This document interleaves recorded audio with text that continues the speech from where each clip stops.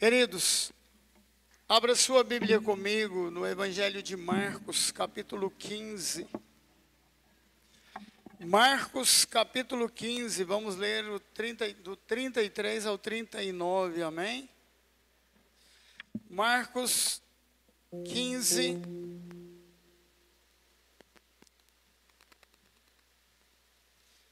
Marcos 15,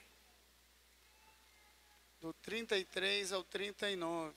Houve trevas sobre toda a terra, do meio-dia às 3 da tarde. Jesus bradou em alta voz, dizendo: Eloi, Eloi, lama sabachthani, que significa: meu Deus, por que me desamparaste? Quando alguns dos que estavam presentes ouviram isso, disseram: ouça, ele está chamando Elias.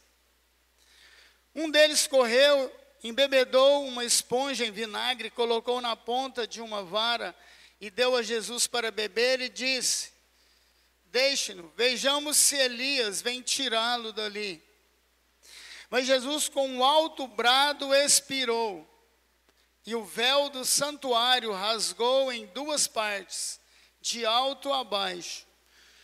Quando o centurião que estava em frente de Jesus ouviu o seu brado e viu como ele morreu, ele disse: realmente, este homem era o Filho de Deus. Amém?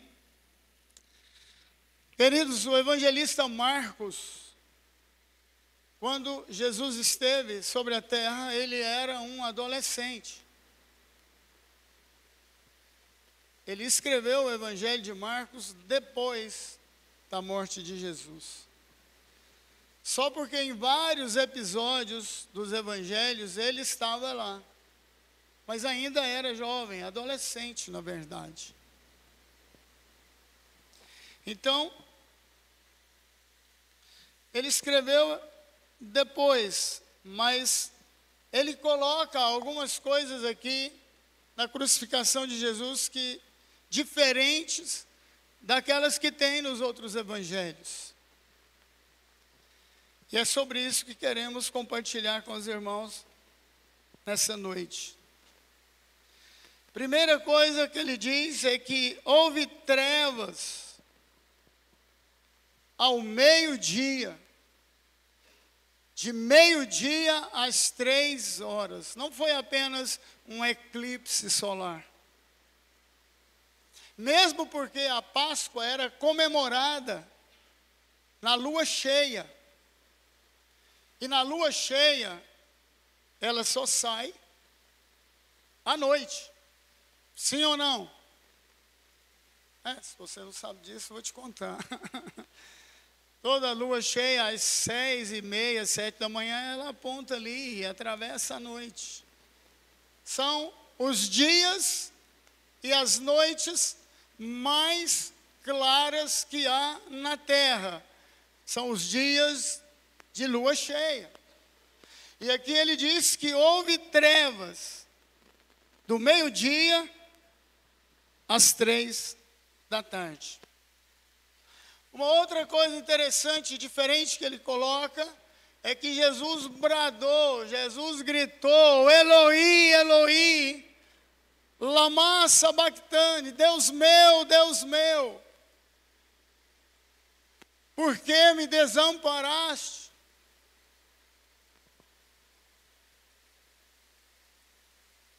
Sabe, queridos? Aí alguém disse: olha, ele está chamando por Elias, porque a raiz de Elias, a raiz do nome Elias, El é Deus, Eloi é Deus meu, ou meu Deus. Então, queridos, eles acharam: olha, ele está chamando por Elias. Daqui a pouco eu vou te explicar essas coisas. Uma outra coisa interessante que é pontuada aqui em Marcos é que o véu que havia no templo foi rasgado de alto a baixo.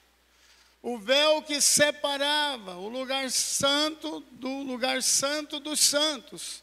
É como se aqui tivesse um véu com 10 cortinas, numa espessura bem grande, de alto a baixo. Aqui estaria o lugar santo, onde estaria a arca da aliança, onde os sacerdotes, o sumo sacerdote só entrava lá uma vez por ano, onde ele sacrificava por ele e por Israel, e entrava com uma cordinha amarrada no pé, porque se ele morresse ali, ninguém podia tirar. Aí diz que quando houve trevas, um tremor, o véu se rasgou de alto a baixo. Nós vamos ver sobre isso. E o mais interessante de tudo é o centurião romano, um homem acostumado a guerrear as guerras do Império Romano. Para chegar a esse posto, ele já tinha guerreado muitas guerras para comandar uma centúria, para comandar mais de 1000 soldados. Então, queridos, o que ele disse?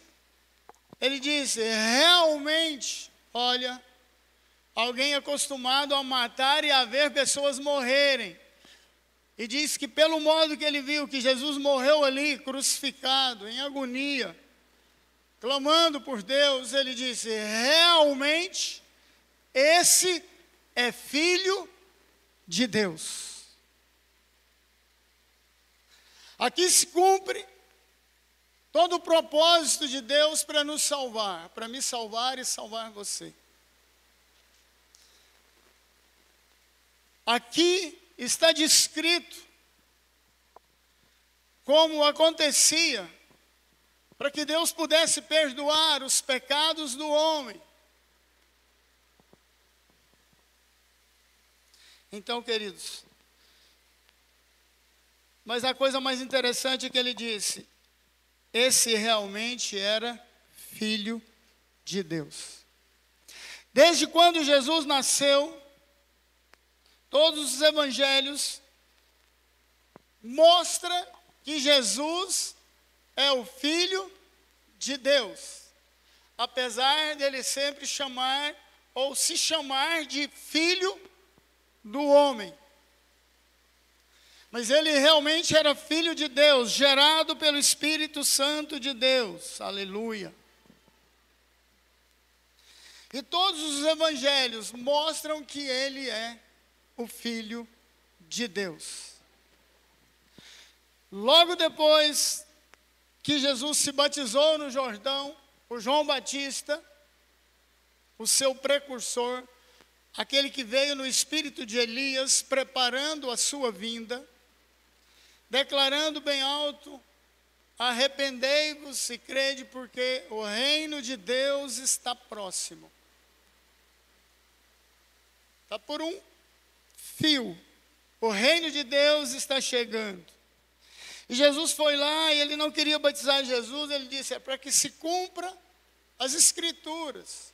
Então ele batizou Jesus e logo que Jesus saiu das águas, o céu se abriu e o Espírito Santo veio como uma pomba e pousou sobre Jesus. E o céu se abriu e ouve-se uma voz, esse é o meu filho amado, em quem eu tenho nele muito prazer.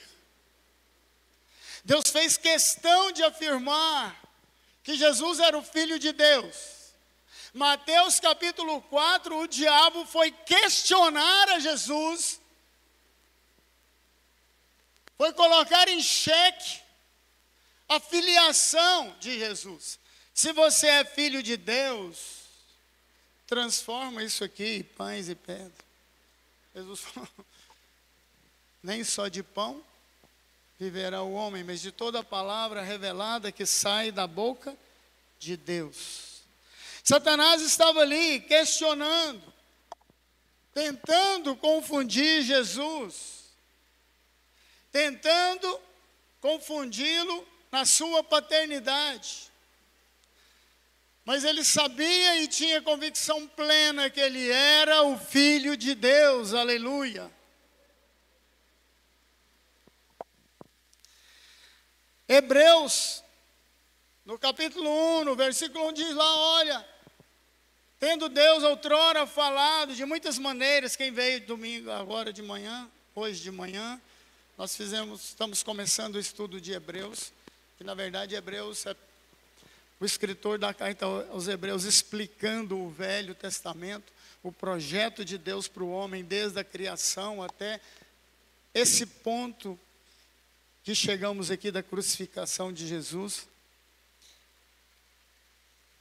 Tendo Deus outrora falado de muitas maneiras, Ele hoje fala através do seu Filho, que é a expressão exata de Deus. Quando o discípulo falou, Senhor, mostra-nos o Pai, ele falou, quem me vê a mim, vê a Deus. Ele era a expressão clara, exata de Deus.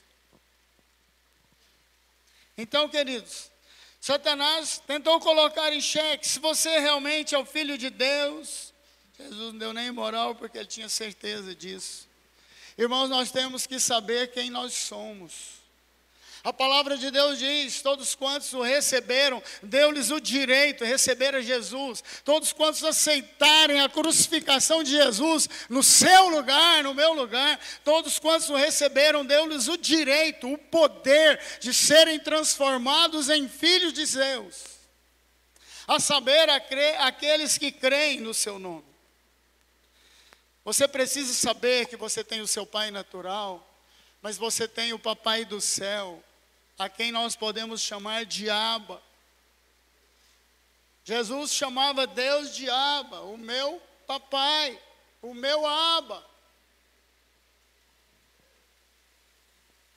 E ele dizia, olha, eu não faço nada sem que o Abba mande, permita. Então, queridos, Satanás tentou confundir a filiação de Jesus, mas vocês vão ver novamente lá na transfiguração.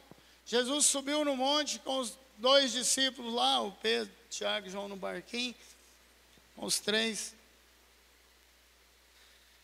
E veio Elias, e veio também Moisés ali, Elias representando os profetas, Moisés representando a lei. Elias subiu vivo, Moisés morreu. Deus escondeu o seu corpo. Mas estavam todos os 2 ali. Sabe por que estavam todos os 2 ali? Deus sempre falou para Israel, eu sou, preste atenção, o Deus de Abraão, o Deus de Isaac e o Deus de Jacó. O que significa isso? Significa que Deus é Deus de vivos e não de mortos. Abraão está vivo, ele fala lá, Lázaro e o rico, ou o rico e Lázaro. Ele mostra que o pobre, o mendigo morreu e foi para o seio de Abraão. E falou, pai Abraão, avisa meus parentes lá. Ele falou, não vai dar não, há um abismo entre nós. Agora já Elvis, se o freguês não aceitar Jesus, não se converter enquanto está vivo, depois que morreu, irmãos, não adianta missa de 2 dias, 3 dias, 7º dia, 20 dias, 50 anos, vai ficar rezando missa a vida inteira, o freguês já foi para o inferno. Não existe missa de corpo presente, missa para ver se o freguês vai para o céu. Morreu, acabou. Jesus mostra isso lá nessa parábola. Então ali na transfiguração, os céus se abrem novamente, ouve-se uma voz, esse é o meu filho em quem eu tenho nele muito prazer. Então o centurião disse, olha, realmente esse era o filho de Deus. Na parábola dos lavradores maus, não sei se você conhece ela, Está nos evangelhos, tá? Depois você dá uma procurada, por favor. Não vou falar onde está não, tá? Jesus conta uma parábola que certo homem comprou uma terra, pegou alguns lavradores, alguns trabalhadores e colocou ali. E foi embora, para que eles trabalhassem até chegar à colheita. Eles estavam ali trabalhando, ele mandou alguns funcionários para dar uma olhada como é que estava. O que eles fizeram? Pegaram os funcionários e mataram. Aí ele ficou indignado e disse: não, eu vou mandar o meu filho. Mandou o seu filho. O que eles fizeram com o filho? Mataram o seu filho. Jesus estava falando, queridos, dos profetas que foram enviados. E eles mataram os profetas de Deus. Jesus estava falando dele próprio, que veio para olhar a vinha do Senhor, o povo de Deus, o povo de Israel. O que eles fizeram? Pegaram Jesus e mataram o filho do rei, o filho do dono da terra. Você vai descobrir aí nos evangelhos que Caifás, quando levaram Jesus diante dele, a primeira coisa que ele perguntou: você realmente é o Messias? Você é o Filho de Deus? Ele falou: tu dizes. Agora, queridos, um centurião romano foi o primeiro ser humano não religioso, lúcido, a afirmar que Jesus é o Filho de Deus. Mesmo não tendo religião, ou o Deus que eles adoravam era o imperador, por livre e espontânea pressão, e mais um punhado de deuses que havia, que o povo romano adorava. Ele disse: realmente esse é o Filho de Deus. E quando Jesus expirou pela segunda vez, deu um brado e expirou. Houve trevas por 3 horas. O templo já havia cumprido o seu propósito. O véu se rasgou de cima a baixo. O que fazia separação entre o povo, entre o santo e o santo dos santos, agora já tinha cumprido o seu papel. O propósito para o qual Deus criou o templo. A partir de então, Deus estava mostrando que nós é que somos o templo do Espírito Santo de Deus. Não há mais véu, não há mais barreira. Você tem acesso direto a Deus. É isso que o escritor da carta aos Hebreus está nesse estudo. Vem domingo, por favor, para você aprender umas coisitas a mais. Aqui a gente tem tempo, agora à noite não tem. O escritor aos Hebreus está o tempo todo explicando isso. Que o papel dos anjos, que nos ligava ou trazia mensagens de Deus, tinha passado. Os sacerdotes passaram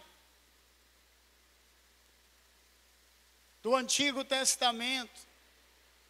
Mais na frente a gente vai ver que ele cita Melquisedeque, o sacerdote levantado por Deus. Hoje, os sacerdotes que existem são pessoas levantadas pelo próprio Deus. Jesus é comparado a Melquisedeque.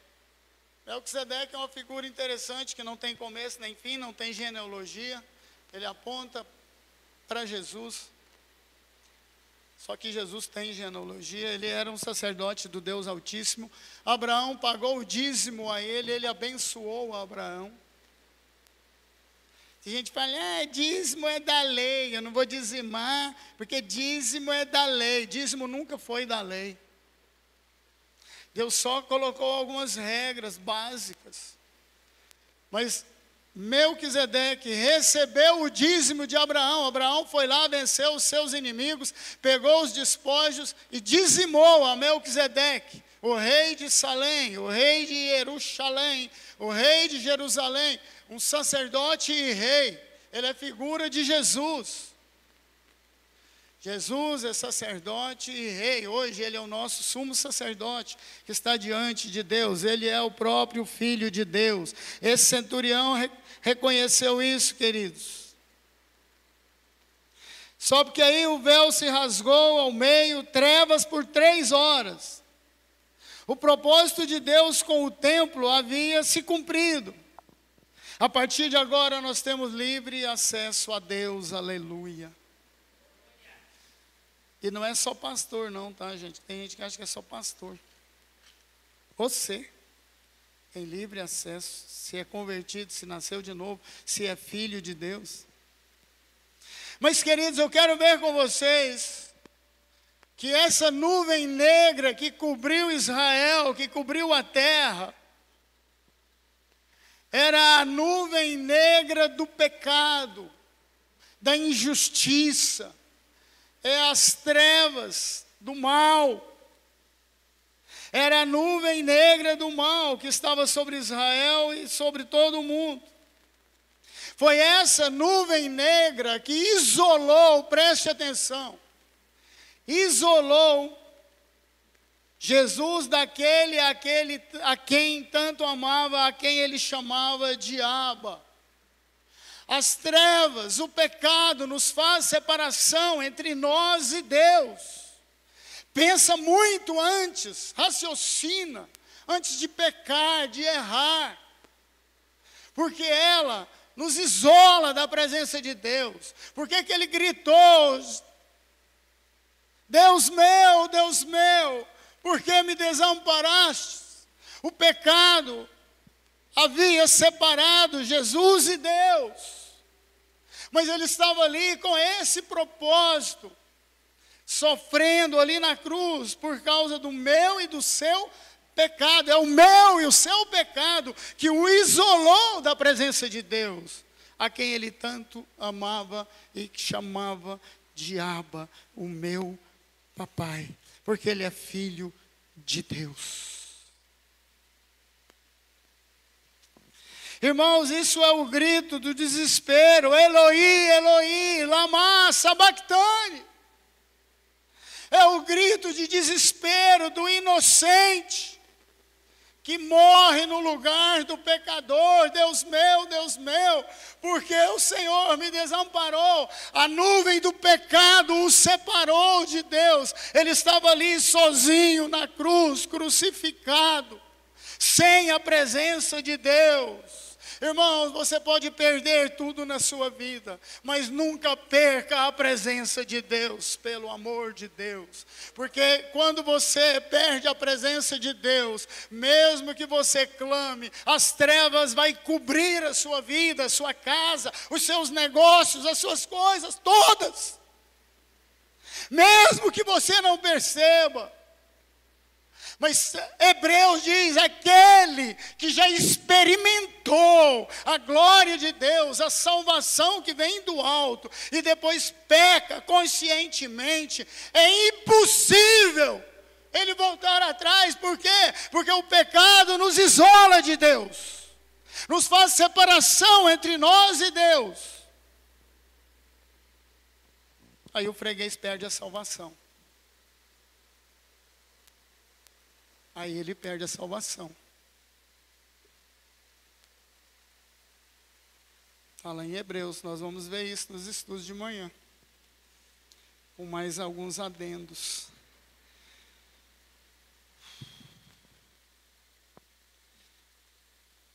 A pergunta que ninguém quer fazer, mas gostaria de fazer, a pergunta que não quer calar: por que que o inocente paga pelo pecador?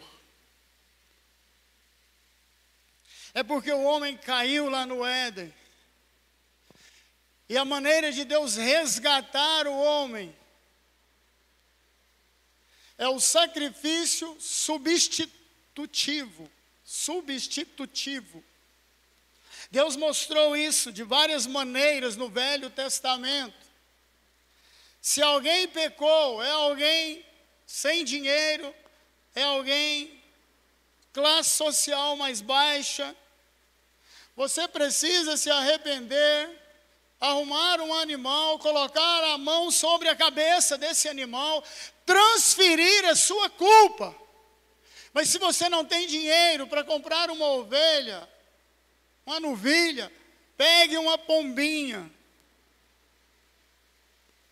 leva para o sacerdote, põe a mão sobre a cabeça dela, transfira a sua culpa. Vai ser o inocente morrendo no lugar do pecador. Mas se você é classe média, compre uma ovelha sem defeito. Se você cria, escolha uma sem defeito. Põe a mão sobre a cabeça daquela ovelha, transfira a sua culpa. Confesse que você é miserável, prostituto, ladrão, safado, rouba de Deus, não dizima, não oferta na casa de Deus. Confesse o seu pecado. Transfira esse pecado para o animal. É o inocente que vai morrer no lugar do pecador.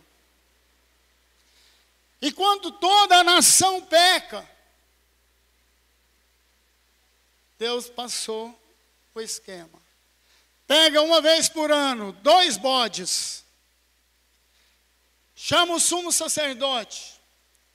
O sumo sacerdote, representando a nação de Israel, vai pôr a mão na cabeça de um bode, transferir o pecado, a culpa, confessar: Senhor, Israel pecou. Israel está roubando de Deus. Israel está se prostituindo, prostituição espiritual. Você sabe o que é prostituição espiritual? Além da física. Prostituição espiritual é quando alguém conhece a Deus e ao invés de adorar a Deus, ele se dobra diante de ídolos, diante de imagens. Isso é prostituição espiritual. É quando as pessoas se dobram diante de santos, supostos santos. Isso é abominação para Deus. Pega os 2 bodes. O primeiro, transfira a culpa. Israel, ao invés de adorar a Deus, está adorando Baal, Moloque.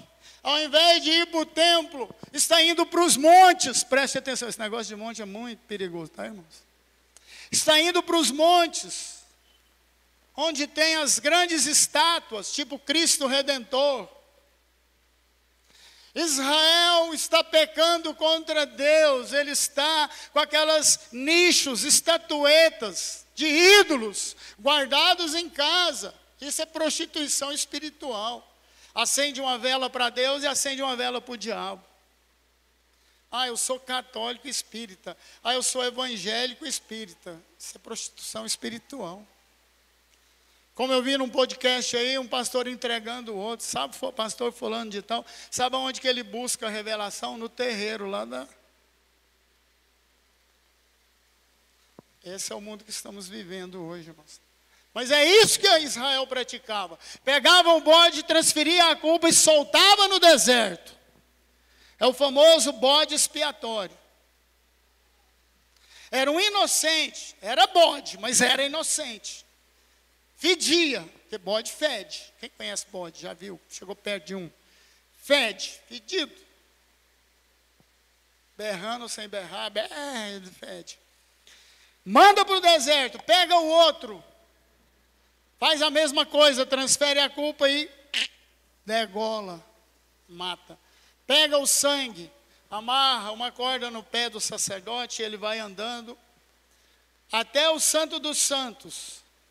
Porque se Deus não aceitou o sacrifício, se o sacerdote não confessou todos os pecados da nação e dele, ele ia morrer diante de Deus, na presença de Deus.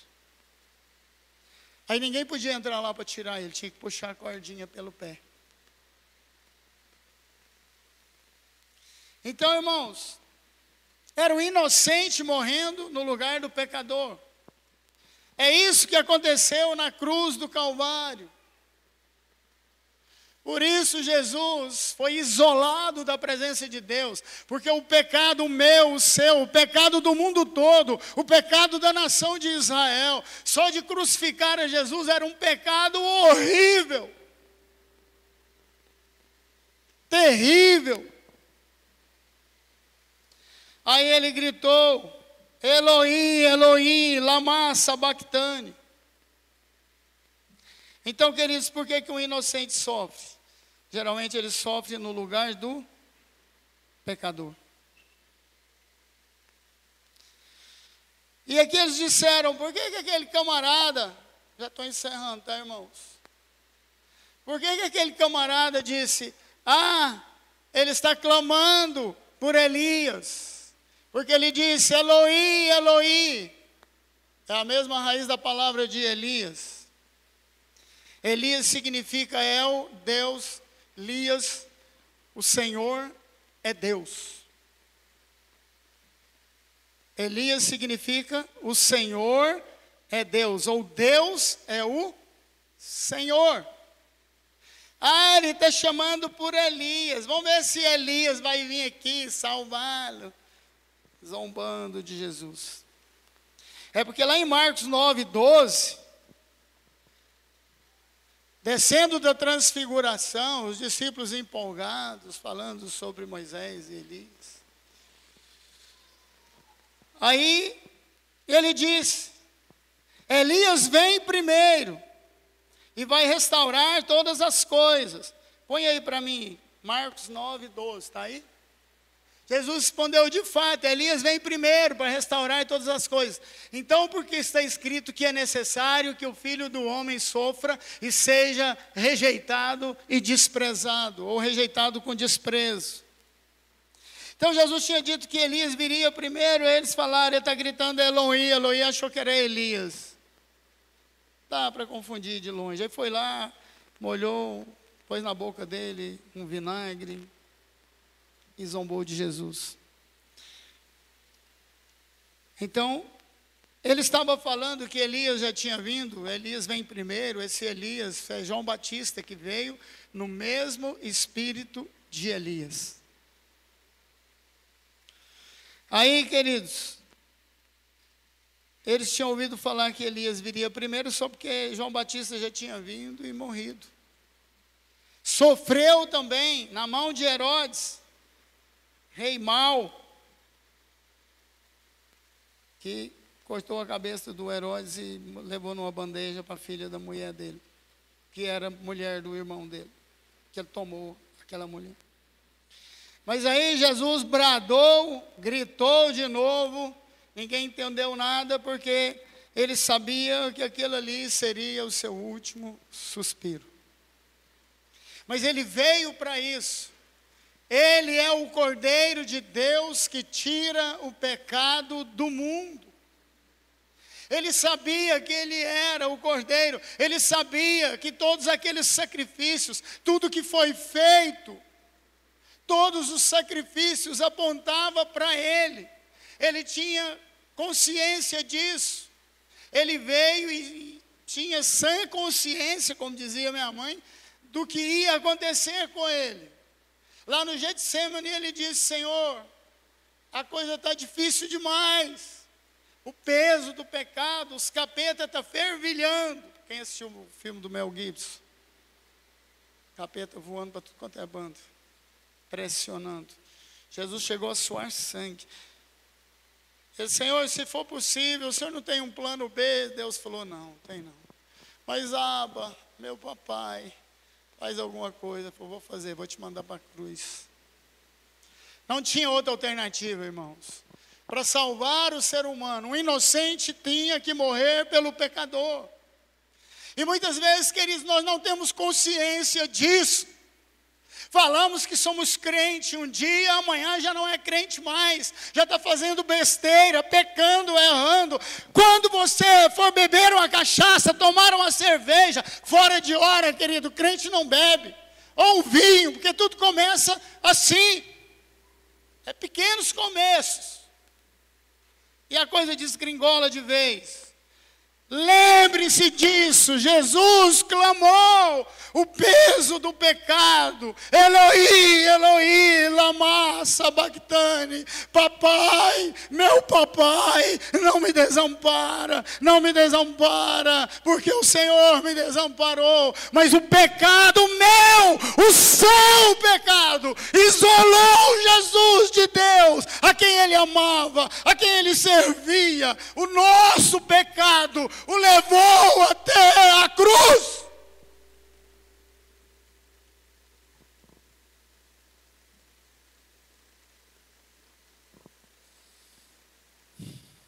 Feche seus olhos, querido.